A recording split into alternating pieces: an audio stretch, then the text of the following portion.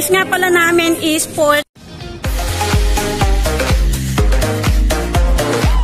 Hello guys, this is Pinay PK plus 1. Si plus 1 pala andoon. So, we are here inside the DFDS cruise check-in. We will go to mini cruise from Copenhagen to Oslo. So, pagpasok mo, ayan. RIP! Dahil Halloween. So, eto, pagpasok mo dito, merong mga locker. Hindi ko alam kung para saan yan. Basta para siyang mga locker. Then, meron siyang mga self-check-in dito. Ayan. Pwede ka mag-self-check-in. Ayan. At pagkatapos ay makikita mo na yung mga taong naghihintay dito. Ang alis nga pala namin is 4:30 ng hapon. Pero nandito na kami ng 2:00 kasi parang airport yan. Kailangan, you need to be here 2 hours before. Nakapag-check-in na kami kanina ni Sander. Nakuha ko na yung room. Ayan na si plus 1 nag-aantay.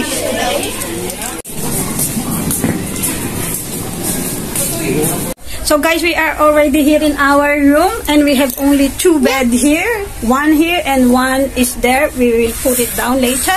And we have here the mirror and what else we have here? Oh, it's like a telephone. We have a toilet here. Wow, you shower where the and toilet shower is. also. Yes. We have also a blower, hair blower. So that's enough. And we have here the hangers. Double bed. To put the clothes, the garbage. So it's pretty small, but it's okay for a night. Yeah. Or 2 nights, I mean. It's okay for 2 nights, yeah.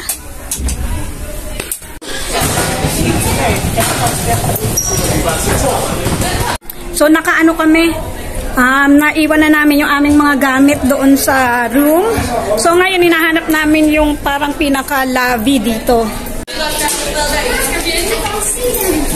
Mama, I can see them. So, ito yung reception. Kunin namin yung card ni Sander para sa kids entertainment. Pero hindi kami magbubupay ngayon kasi kailangan makapag-enjoy muna si Sander dito sa loob. Kasi first time namin mag-cruise from Copenhagen to Norway. So, eto, nakakuha kami ni Sander ng mga information dito. May live entertainment sila mamaya. May mga oras yan. Pagkatapos, meron kaming mapa na nakuha. Ito, hindi ko pa na-open to. Sa Oslo siguro to.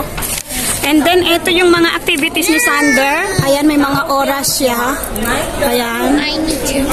So, inaantay lang namin yung Filipino family na meron din isang anak para may kasabay si Sander. So, sa 9th floor kasi yung room nila. Kami ay sa 5th floor. So, sabi ko, dito kami sa 7th floor magkita. They have also a playing area here for kids. Ayan. But it costs money, I think. Yes. You need to put 10 kroner there. Here, may information dito na kung ano-anong information makikita nyo. Ayan. Water. So this area is bubble zone for the kids and I think for the adult too.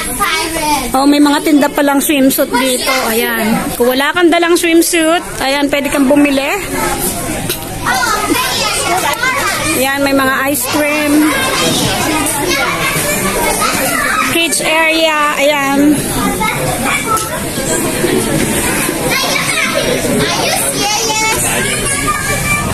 Ayan. It's supposed to be bigger.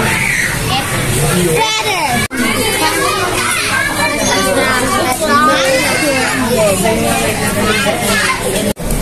So ngayon nandito kami sa Sky Bar. Ayan. Aakyat kami para makita namin yung pag-alis ng ship. Mabuti maaraw. Ang ganda oh.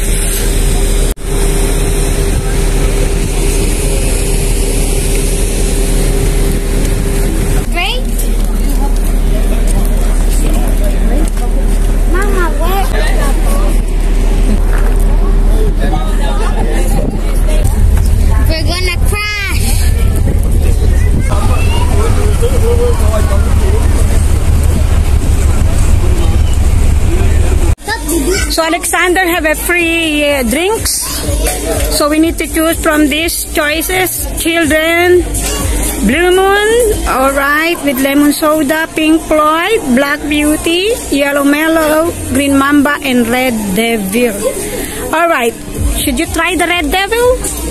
Yeah?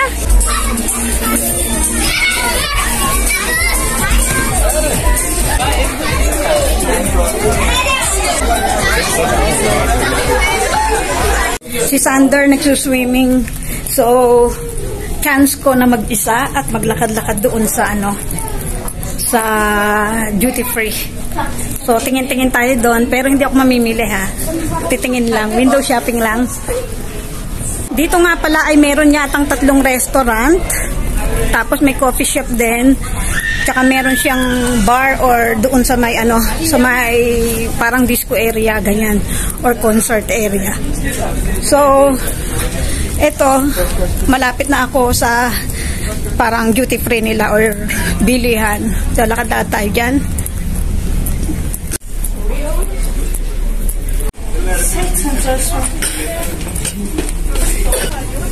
So, ito, una mong makikita yung mga panlalaki. Ayan, maraming tindang mga panlalaki pang winter.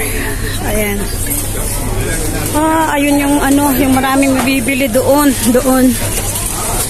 So, ayan, ikot-ikot tayo. Kasi dito tax-free. So, ibig sabihin, mas mura siya. Kumpara dun ka bibili sa labas, mas mura dito. So, ayan, meron siya mga bag din na pambabae. Ayan.